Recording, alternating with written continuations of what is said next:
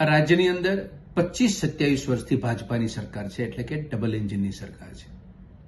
દેશના અન્નદાતાઓ માટે આ દેશમાં સૌથી વધુ કોઈ રાજકીય પાર્ટીએ ખેડૂતોને ઉત્થાન કરવાનો ડોળ, પાખંડ કે આડંબર કર્યો હોય તો એ ભારતીય જનતા પાર્ટીની સરકારે કર્યો છે.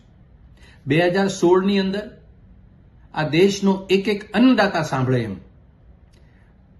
ભાજપાના પ્રમુખ આગેવાન અને અત્યારના વડાપ્રધાન નરેન્દ્ર મોદીએ ખેડૂતોની આવક ડિસેમ્બર 2022 પહેલા બમણી કરશું એવું વચન આપ્યું હતું. આજે ફેબ્રુઆરી 2025 છે. ડિસેમ્બર 2022 પહેલા દેશના અન્નદાતાઓની આવક બમણી નથી કરી શકી એ ભાજપા પણ જાણે છે. પરંતુ 2025 સુધીની અંદર દિવસે ને દિવસે આ રાજ્યનો અન્નદાતા ખેડૂત દેવાના ડુંગર નીચે દબાતો જઈ રહ્યો છે. સરકારી આંકડા કહે છે, ભારત સરકારના 21-22ની અંદર ગુજરાતના તમામ ખેડૂતોની લોનનો આંકડો 1,01,03,118 કરોડ રૂપિયા હતો. કોમર્શિયલ બેંક, સહકારી બેંકે, રિઝર્વ બેંક પાસેથી એને લોન લીધી હતી.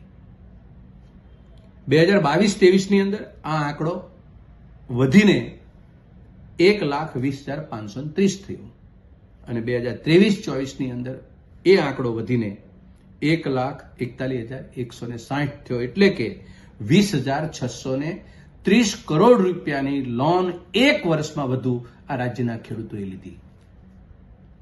આ ભાજપા સરકારની વહીવટી સૂઝ પ્રમાણે હજારો યોજના, કરોડો રૂપિયા આપીને ડોળ કરી અને ખેડૂતોની પરિસ્થિતિ આપણી સામે મૂકી.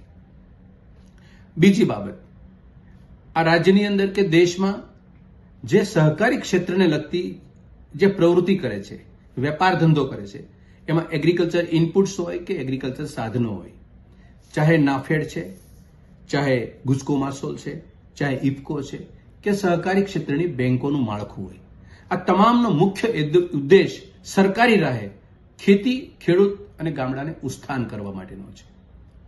આ તમામ સંસ્થાઓની એક કચેરી આપ જોજો, એની ચૂંટણીઓનો તામઝામ જોજો, એના નફાના ધોરણો જોજો. કરોડો રૂપિયાનો નફો કરનારી, ટર્નઓવર કરનારી આ સંસ્થાઓ સદ્ધર બને ખેડૂતની કમર ઉપર અને ખેડૂત કંગાળ બને.